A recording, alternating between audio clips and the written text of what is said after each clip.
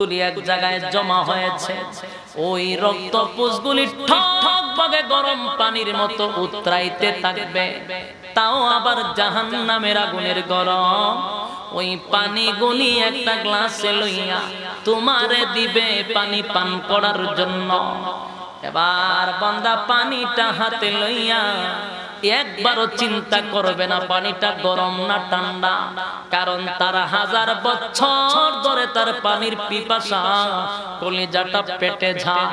আরে এত পিপাসার মাঝখানে গরম না ঠান্ডা দেখার সময় নাই রে, দেখার সময় নাই। তাই পানিটা লইয়া বান্দা যখন পান করবে, এই পান করার পরে ওই পানিটা এত বিষাক্ত, এত বিষাক্ত পানি, এর এত গরম পানি, এত গরম পানি ভিতরে যাবার সঙ্গে সঙ্গে যত নারী বুড়ি আছে সবগুলা পায়খানার রাস্তায় বাহির হয়ে যাবে। এবার বান্দার অবস্থা আরো বেশি খারাপ হবে। ডাক দিয়া বলবে, মালিক কি পানি দিলা গো, পানি পান করার আগে পানি তুমি পান করাইলা, কলিজাটা ছিঁড়ে পায়খানার রাস্তায় বাহির হয়ে গেল, নারী বুড়ি সব জলে ছাই হয়ে গেল। আল্লাহ পরের আয়াতে বলেন, বান্দারে আমি আল্লাহর কোনো দোষ নাই, এটা তোর কৃত কর্মের পূর্ণ ফল। এগুলো আমাদের হাতের বানানো, কথা বলেন ঠিক নেই, আমাদের হাতের বানানো। এর যুবক বা আল্লাহ তোমার এখনো ইবাদত বন্দি করার মতো শক্তি দিছে, গোলামি করার শক্তি দিছে। এই মূল্যবান সময়টা সারা রাত ফেসবুকে কাটাইলে চলবে না। নিজেরাই বলবে,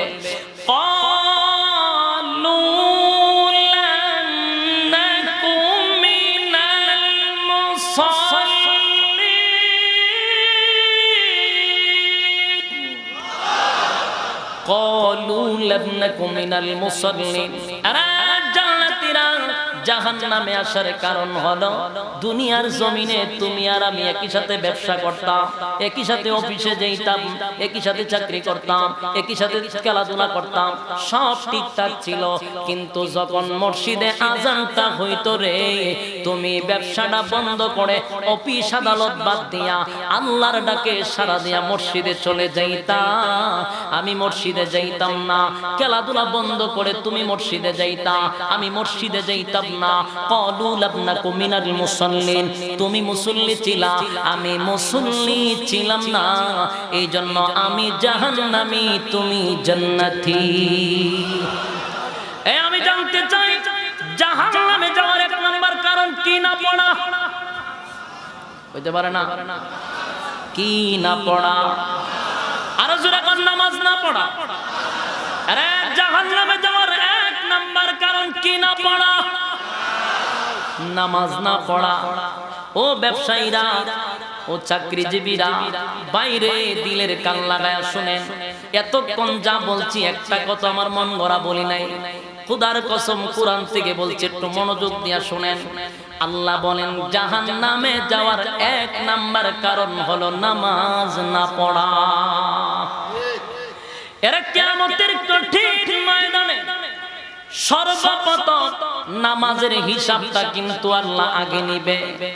রাসূল বলেন আউয়ালু মা ইউহাসাবু বিহিল আবদু ইয়াউমাল কিয়ামাতিস সালাহ, কিয়ামতের ময়দানে সর্বপ্রথম আমার আল্লাহ নামাজের হিসাব নিবে। এখন যতটা লড়াচড়ি করব বুঝবেন এতের বেগুন না খাইয়ে খাইজানি শুরু হয়েছে। নামাজের কথা শুনলে বেনামাজির বড় কষ্ট হয়, ঠিক কি না? এখন 10 মিনিট না বললে কিন্তু মুসিবত করবে, ঠিক কি না? আলোচনা শেষ, 10টা মিনিট বসেন। নামাজের আলোচনা তো কষ্ট হইলে একটু শোনা দরকার আছে না নাই? এবার দিলের কান লাগায় শুনেন, কিয়ামতের কঠিন ময়দানে সর্বপ্রথম নামাজের কথা জিজ্ঞাসা করবে। যুবক বাইরে একটা কথা ভালো করে শুনে রাখেন, মরার পরে হাসরের মাঠে আপনারা জিজ্ঞাসা করবে না টুপি তোর লম্বা ছিল না নেশা ছিল, খাটো ছিল না লম্বা ছিল, তোর টুপি কি উঁচা ছিল না নেচা ছিল, তোর মধ্যে কি লম্বা পাঞ্জাবি ছিল না খাটো পাঞ্জাবি ছিল, তুই খারুইয়ার দল ছিলে না বৈশার দল ছিলে, তুই হাত কি বুকে বাঞ্চত না নাবিদ বাঞ্চস, আমিন জুড়ে বলছ না আস্তে বলছ, এগুলা কি কবরে গেলে জিগাইব? তা আমরার মধ্যে যত মারামারি যত গুতাগুতি তুইটা লইয়া কথা কয় না, এই আমিন জুড়ে না আস্তে লইয়া তোরা ধরবা, হাত কি বুকে বানবো না নাবিদ বান্ধুরে লইয়া ধরবা, এরে টুপি যদি পাস করলে হয় তাহলে আরেক দল, উষা হইলে আরেক দল, কি আজীব অবস্থা। কিয়ামতের ময়দানে এগুলা জিজ্ঞাসা করবে না, তোমারে সর্বপ্রথম জিজ্ঞাসা করবে ক্বালু লাম নাকু মিনাল মুসাল্লিন, তুমি নামাজি ছিলা কিনা সেটা জিজ্ঞাসা করবে। আমরা ওয়াজ এ খারুইয়া খারুইছা না তুলে কাফের, এর 14 গোষ্ঠী কাফের, হে বইছা না তুলে কাফের, জুরে আমিন না কইলে কোনো ইমানদারি না, আস্তে আমিন কইলে কোনো মুসল্লি না। কি একটা দরবার লাগছে সমাজের মধ্যে, এগুলা একটাও আল্লাহ কবরে জিজ্ঞাসা করবে না। তুমি কোন পীর সাহেবের মুরিদ ছিলা জিজ্ঞাসা করবে না, কোন দল কর্তা সেটাও জিজ্ঞাসা করবে না, জিজ্ঞাসা করবে নামাজ। নামাজ কিয়ামতের কঠিন ময়দানে আল্লাহ নামাজের কথা জিজ্ঞাসা করে। তাই নামাজের প্রতি গুরুত্ব দেওয়ার দরকার আছে না নাই? আল্লাহ বলেন ইন্নাস সালাতা তানহা আনিল ফাহশাই ওয়াল মুনকার, নামাজই পারে একমাত্র সমস্ত খারাপ কাজ থেকে বিরত রাখার জন্য। নামাজি ব্যক্তিকে নামাজে সমস্ত খারাপ কাজ থেকে বিরত রাখে। এখন প্রশ্ন, হুজুর কথা তো ঠিক, কোরআনের কথা বলছেন, কিন্তু আমরা দেখছি নামাজও পড়ে সুদ খায়, নামাজও পড়ে মিথ্যা কথা বলে, নামাজও পড়ে কলমের কুসায় লক্ষ টাকা আত্মসাৎ করে, নামাজও পড়ে কথায় কথা মিথ্যা বলে, আছে না নাই? তাহলে হে কি নামাজ পড়ে? আল্লাহ না বলছে নামাজি ব্যক্তিকে খারাপ কাজ থেকে বিরত রাখে, তাহলে হে তো নামাজ পড়তেছে কিন্তু সে তো খারাপ কাজ থেকে বিরত হচ্ছে না। এটার এক নাম্বার কারণ, নামাজ আছে কয়েক ধরনের। একটা আছে আল্লাহর জন্য নামাজ, আর একটা আছে লোক দেখানোর জন্য নামাজ, তামসার নামাজ। তামসার নামাজ বুঝেননি? শেষ কথা হলো নামাজ পড়বেন, নামাজ পড়বেন কেমনে? কারণ তোমার মালিকের সামনে তুমি দাঁড়াইছো, তুমি হইলা গোলাম, গোলামের মতো দাঁড়াইতে হবে। তোমার আমার নবীর সামনেও কোনো গুনাহ নাই গো, পিছনেও কোনো গুনাহ নাই, কিন্তু আল্লাহর হাবিব যখন নামাজে দাঁড়াইতেন, আম্মা জান আয়েশা বলেন আমি মাঝে মধ্যে ভয় পেয়ে যাইতাম আল্লাহর হাবিব কি দুনিয়ার থেকে বিদায় হয়ে গেল নাকি। এমন লম্বা নবী সাজদা দিতেন, আমার নবীর গুনাহ ছিল না। আম্মা জান আয়েশা বলেন একবার সাহাবায়ে কেরামরা নবীর অপেক্ষা মসজিদে নববীর মধ্যে নবীর ইমামতির জন্য সবাই দাঁড়ায় আছে, সাহাবীরা বলা পায় না নবীরে গিয়া ঘুম থেকে জাগ্রত করবে। সবাই একত্রিত হইয়া হযরত বেলালকে বলে, বেলাল রে তুই না বললি হাইয়া আলাস সালাহ হাইয়া আলাল ফালাহ, কল্যাণের দিকে ডাকলি, নামাজের দিকে ডাকলি, আরে বেলাল যা নবীরে ঘুম থেকে জাগ্রত কর। বেলাল সবার পীড়াপিড়িতে বাধ্য হইয়া হুজুরা শরীফের সামনে দিয়া হাতে আর চিন্তায় পড়ে গেছে, আল্লাহর হাবিব রে আল্লাহ নিজেই নাম ধইরা ডাক দেয় না, আমি কেমনে গো নবীর নাম ধরে ডাক দিব? আমার নবীর আমার আল্লাহ নাম ধরে ডাক দেয় না গো।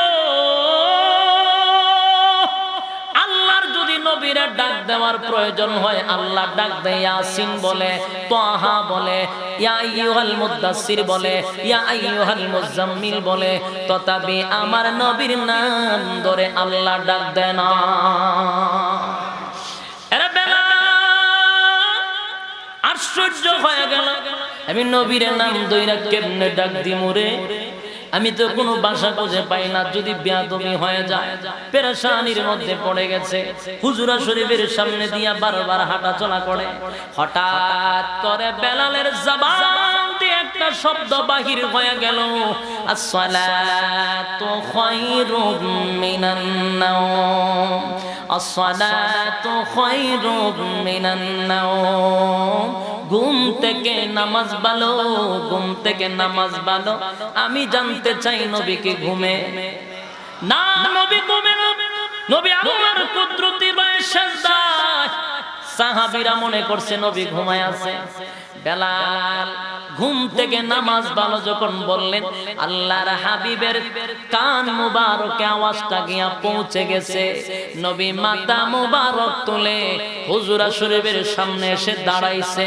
বেলাল নবীর চেহারা মুবারকের দিকে তাকাইয়া একটা চিৎকার মেরে বলে, ওগো নবীজি, ভুল করে ফেলেছি, অন্যায় করে ফেলেছি, অপরাধ করে ফেলেছি, বুঝতে পারি নাই, বুঝতে পারি নাই। ওগো আল্লাহর হাবিব, আমি আপনার চেহারা দেখে বুঝতে পারছি আপনি নবী ঘুমে ছিলেন না, ঘুমে ছিলেন না, আপনি আল্লাহর কুদরতি পায়ে সেজদায় ছিলেন। নবী তারে লইয়া নামাজে গেলেন।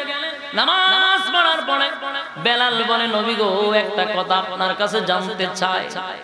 আপনার তো সামনেও গুনাহ নাই, পিছনেও গুনাহ নাই, কিন্তু সারা রাত আমার মালিকের কুদরতি পায়ে কেন আপনি কাটায়া দেন? আল্লাহর নবী বলেন, বেলাল রে, আমার যে আল্লাহ এতগুলা নিয়ামত দান করলো রে, আমি কি আমার মালিকের শুকরিয়া আদায় করব না? সুবহানাল্লাহ। বারিক গিয়া আরে ভাই চিন্তা করেন, আমার নবীর কিন্তু গুনাহ নাই। এবার আল্লাহর নবী বেলাল রে জড়ায়া দইরা বলে, বেলাল রে, ও বেলাল, এত সুন্দর দুইটা শব্দ তুই কোথায় পাইলি? জীবনে এমন সুন্দর শব্দ শুনি নাই রে, কোথায় পাইলি? আমার এত সুন্দর করে ডাক দিলি, আসসালাতু খায়রুম মিনান নাওম, ঘুম থেকে নামাজ বলো, কোথায় পাইলি? বেলাল ডাক দিয়া বলে, নবী গো, হুজুর শরীফের সামনে দিয়া আমি হাঁটি আর ভাবতে থাকি কি বইলা আমার হাবিব রে আমি ডাক দিব গো, কারণ যদি বেয়াদবি হয়ে যায় যেখানে আমার আল্লাহ আপনার নাম দইরা ডাক দেয় না। হঠাৎ করে আমার জবান দিয়া বাহির হয়ে গেছে, আসসালাতু খায়রুম মিনান নাওম, ঘুম থেকে নামাজ ভালো। আল্লাহর নবী বলেন, আমার খুব পছন্দ লেগেছে। এমনি আমার আল্লাহ ডাক দিয়া বলে, জিবরাইল, আমার বন্ধুর কাছে যেটা পছন্দ আমি আল্লাহর কাছেও পছন্দ। বন্ধুরে বল, আজকের পর থেকে যেন ফজরের আজানে দুইটা শব্দ লাগায়া দেয়। আরে যুবক ভাই, শেষ কথাটা বলবো, আমি এতটুকুই আপনাদেরকে বলবো, নামাজ সমস্ত আমলের মা, ঠিক কিনা? নামাজ হলো সমস্ত আমলের মা। নামাজ ছাড়া যাবে না, নামাজ ছাড়া যাবে না। আল্লাহর নবী জীবনের শেষ নামাজটুকু, জীবনের শেষ নামাজটুকু দুইজন সাহাবীর কাঁধে বড় করে নামাজ পড়ছেন। এরপরে তো নবী অসুস্থ হয়ে গেলেন, নবী উঠতে পারে না, বসতে পারে না, বুকে প্রচন্ড ব্যথা, কখনো হুশ, নবী কখনো বেহুশ হয়ে যান। সাহাবায়ে কেরামরা মসজিদে নববীতে নবীর অপেক্ষায় ইমামতির জন্য দাঁড়ায় আছে, নবী আসে না, নবী আসে না। সাহাবায়ে কেরামরা এক পর্যায়ে কান্নার রুল পড়ে গেল, হায় রে, আজকের পর থেকে আমরা আর নবীর পিছনে নামাজ পড়তে পারবো না। আরে সাহাবীরা কান্দে, নবী নাই, নবী নাই রে। প্রতিদিন নবীর পিছনে দাঁড়িয়ে নামাজ পড়ি, নবীর তেলাওয়াত শুনি, অপেক্ষা করতে করতে ফজরের টাইম চলে যাবে, কান্নার রোল পড়ে গেল মসজিদে নববীতে। সবার একত্রিত হইয়া, সবাই একত্রিত হইয়া হযরত আবু বকরকে ইমাম বানাইয়া মসজিদে নববীতে নামাজ যখন শুরু হয়ে গেল, নামাজ শুরু হয়ে গেল, সাহাবায়ে কেরামরা পিছনে কাঁদতে কাঁদতে কোন সাহাবীরা বেহুশ হয়ে যায়। যেই জায়গায় নবী দাঁড়াইয়া নামাজ পড়াইছে ওই জায়গাটা আজকে আবু বকর দাঁড়াইছে। এর দ্বারা বোঝা যায় আর নবী কোনদিন ইমামতি করবে না। আরে নামাজ মসজিদে নববীতে চলে, কিছুক্ষণ পরে নবীর হুশ ফিরে আসলো রে। এমনি আল্লাহর নবী বলেন, আয়েশা গো আমারে তাড়াতাড়ি মাথাটা উঁচু করে মসজিদে নববীর দিকে দড়ায়া দাও। আম্মা জান আয়েশা মাথা মুবারকটা মসজিদে নববীর দিকে দড়ায়া দিল। এবার নবী তাকায়া দেখে আবু বকরের ইমামতিতে মসজিদে নববীতে নামাজ শুরু হয়ে গেছে। নবী নামাজের দৃশ্য দেখে মুস্কি হাসি দিলেন। কিছুক্ষণ পরে নবীর চোখ বেয়ে বেয়ে পানি পড়তেছে, দাড়ি ভিজে ভিজে নবীর পানি পড়ে। আম্মা জান আয়েশা বলেন, নবী গো কেন কাঁদেন? আমার আব্বায়ে নামাজ পড়ার জন্য কাঁদেন। আল্লাহর নবী বলেন, আয়েশা আমার কান্নাটা দুঃখের কান্না নয় রে, দুঃখের কান্না নয়। আমি আজকে কান্দি আয়েশা, আমি নবীর দুঃখের কান্না নয়, এটা বড় আনন্দের কান্না। এই নামাজ কায়েম করতে গিয়ে আমি নবী নিজের মায়ের দেশ, নিজের বাবার দেশ, আমার বিটা বাড়ি সারা করাইছে। এই নামাজ কায়েম করতে গিয়া তায়েফের ময়দানে আমারে কত মারলো, রক্তে রঞ্জিত করলো, বেহুশ করে দিল নামাজ কায়েম করতে গিয়া। উহুদের ময়দানে আমি নবীর দান্দান ভাঙছি। এখানেই শেষ নয়, আমি যখন সেজদায় যাইতাম বেঈমানের বাচ্চাগুলি নারী বুড়ি, উটের নারী বুড়ি আমার পিঠে রেখে দিত। এই নামাজ আমার উম্মতেরা এত সুন্দর নামাজের আয়োজন করেছে। এই জামাতের দৃশ্য দেখে আমি নবীর চোখ দিয়া আনন্দে পানি চলে আসছে।